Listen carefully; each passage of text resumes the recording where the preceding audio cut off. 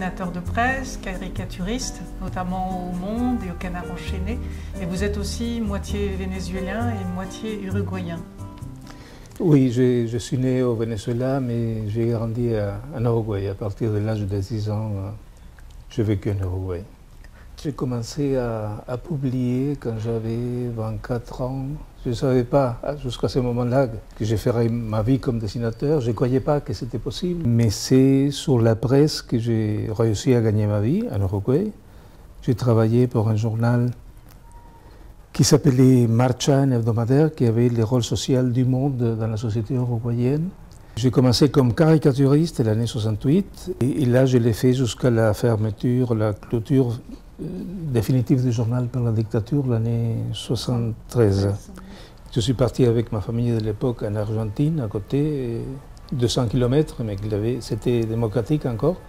J'ai travaillé aussi dans la presse. Et ça a duré 2 ans. On a vu qu'une autre dictature allait s'installer, beaucoup plus dure que celle de l'Uruguay.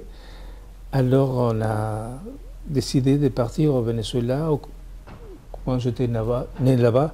Et alors au Venezuela, j'ai travaillé pour un journal qui s'appelait El Nacional, qui avait le rôle un peu de monde, journal de référence aussi, le meilleur pour moi. J'étais en 81 invité à un festival de cinéma et presse à Strasbourg.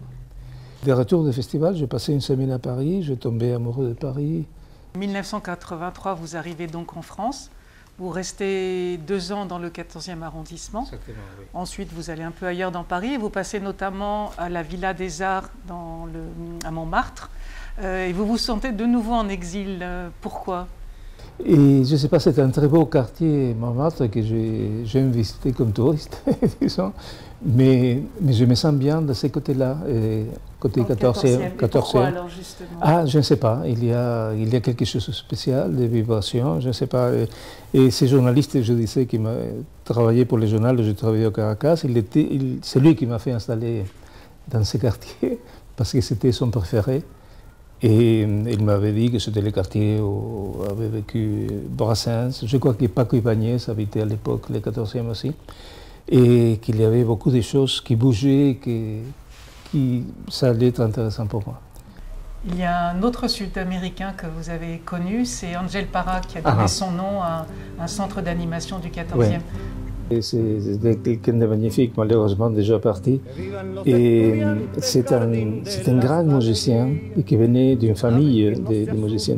Sa mère, c'était Violeta Parra, une grande chanteuse et poète chilienne, qui c'est un monument au Chili.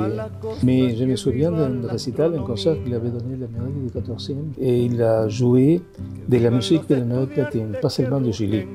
Et c'était une prouesse parce que c'est des musiques très différentes dans chaque pays. C'est un continent très riche en musique. Et dans chaque pays, on les joue de façon différente et avec des instruments différents. Et il l'a fait à chaque fois, chaque chanson, à la façon où ça se joue dans les pays d'origine de la chanson. Et c'était vraiment... La plupart du public ne savait pas ça. Moi, je le sais parce que je connais un peu de ce type de choses, mais c'était extraordinaire. Pas n'importe qui aurait pu faire ça. Vous étiez proche de Cabu, évidemment, oui. Que nous avions rencontré dans le cadre d'un livre qui s'appelle Le visage du 14e. Cabu, c'était quelqu'un de très bien. Et je l'ai connu au Canard enchaîné depuis le début. Et on s'est retrouvés tous les lundis soirs quand on allait rendre nos dessins. Et on attendait les résultats de la sélection parce que le Canard a toujours eu 10-12 dessinateurs et qui présentent tous une certaine quantité de dessins et une centaine de dessins par semaine. Et de là, la direction choisit le lundi soir 30-35 qui vont être publiés. Et Cabu était capable, le seul que je connais du Canada, qui était capable de présenter 20-24 dessins par semaine parce qu'il avait une capacité de production phénoménale. Mais il était toujours très modeste, il ne se vantait jamais. C'était quelqu'un qui était capable de faire des dessins avec un petit carnet dans la poche, la main dans la poche, ou le faire avec un carnet derrière, qu'on ne sache pas qu'il était en train de dessiner. Et c'était toujours précis. Non, c'était un phénomène. Il allait très très vite dans ses dessins. Non, il me manque vraiment, Capé. Est-ce qu'il y a des dessins de Pancho qui vous ont semblé particulièrement culottés, féroces? son registre n'est pas féroce, mais c'est ce genre de dessin qu'on appelle éditorial, qui vous fait réfléchir et auquel vous pensez longtemps après. Ouais. C'est pas le genre de dessin de Charlie Hebdo qui est plutôt le coup de poing, qui vous fait plaisir sur le coup, qui vous soulage. Ah. Quel pouvoir donnez-vous au dessin de presse et à la caricature? Parmi les choses que j'essaye de faire, c'est d'attaquer et de construire tout discours de pouvoir, toutes les choses qui sont faites pour embobiner les gens, les éléments de langage, de ce type de choses. Mais je ne sais pas si ça peut arriver à convaincre quelqu'un ou seulement imposer ceux qui sont déjà convaincus. Je ne le saurai jamais. Alors, et ce qui me rassure, c'est de voir que les dictatures ont peur des dessins de presse. Alors ça veut dire que peut-être ça peut servir à quelque chose. Oui. Quel a été votre dessin le plus percutant? Un portrait de Freud en train de psychanalyser Freud, qui a eu une répercussion que je ne m'attendais pas quand je l'ai fait. Il a été publié à toute la largeur de la page, format Figaro, disons. Et en France, c'est un dessin que j'ai fait par hasard, disons. C'était un jour où je suis arrivé au monde sur le 10e anniversaire de l'abolition de la peine de mort.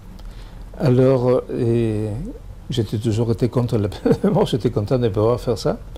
Et alors, Badinter, à l'époque, qui avait fait abolir la peine de mort. Des assassins, il y en aura toujours. Mais une société qui veut avancer, cette société-là doit se dépasser et refuser la loi du talion, la peine de mort. Sinon, elle ne progressera pas. Est-ce qu'il y a une sensibilité latino-américaine du dessin de presse et de la caricature? Je pense qu'il y a, même si c'est différent de chaque pays, d'un pays à l'autre, mais quand on se rencontre entre latino-américains, on se comprend immédiatement.